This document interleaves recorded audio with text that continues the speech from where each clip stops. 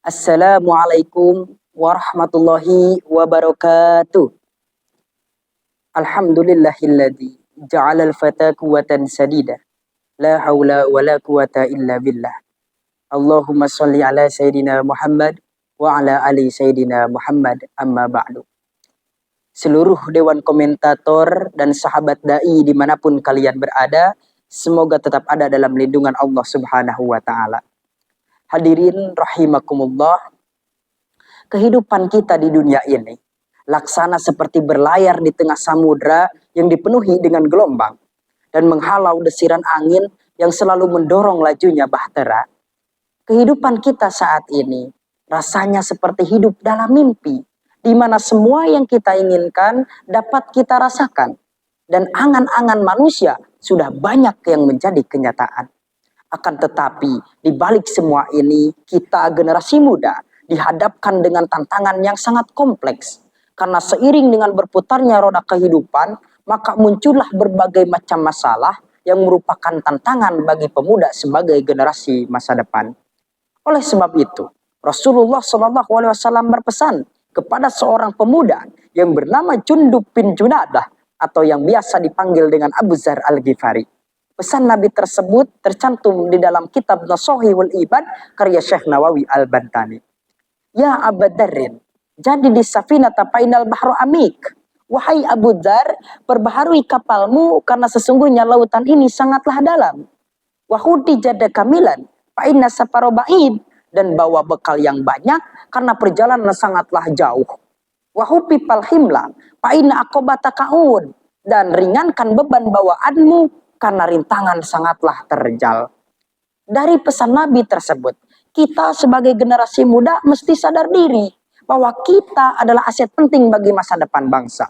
Benjamin Franklin dalam bukunya 1 Million Liquid pernah mengatakan, generation will one day become our national leader. Generasi muda adalah harapan bangsa. Baik dan buruknya suatu bangsa tergantung bagaimana kondisi pemudanya.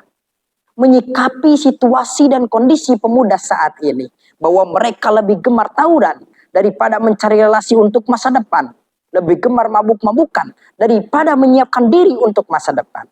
Buktinya hadirin, Detik.com 6 Oktober 2024 telah melaporkan bahwa ulah jahat geng motor di Cimahi, Jawa Barat telah menyebabkan 1 orang tewas dan 6 orang luka-luka. Maka dari itu hadirin, kita harus merasa miris sekali melihat kondisi generasi muda saat ini. Padahal Allah Subhanahu wa ta'ala telah berpesan kepada kita semua, apalagi kita sebagai generasi muda. Pesan Allah tersebut tercantum dalam Al-Quran surat An-Nisa ayat 9. Wal yakhshal ladina law taraku min khalfihim duriyatan di'afan khafu alaihim falyattaqullaha wal yaqulu qawlan sadida. Profesor Dr. Wahbah Az-Zuhaili dalam tafsirnya Al-Munir jilid 2 halaman 600, beliau menjelaskan bahwa ayat ini diawali dengan kata wal yakhsha. Ini menandakan bahwa kita harus merasa takut ketika meninggalkan di belakang kita generasi yang lemah. Baik lemah spiritual, lemah intelektual, maupun lemah dalam segi moral. Hadirin rahimakumullah.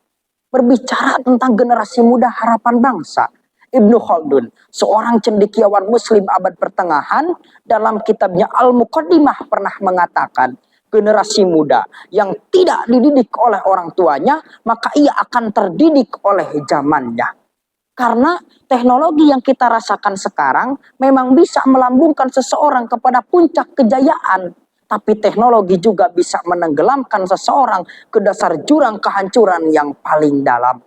Memang benar hidup ini selalu tentang perubahan dan perkembangan zaman.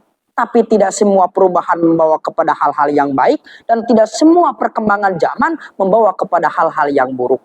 Tapi satu hal yang pasti, kita generasi muda harus siap dibawa oleh perkembangan dan perubahan zaman. Karena kereta perkembangan zaman tidak akan pernah mau menunggu orang yang hanya bisa diam. Hadirin rahimakumullah. Dicukupkan sekian pidato singkat dari saya. Mohon maaf atas segala kekurangan dan kesalahan. Wabillahi taufik wal hidayah.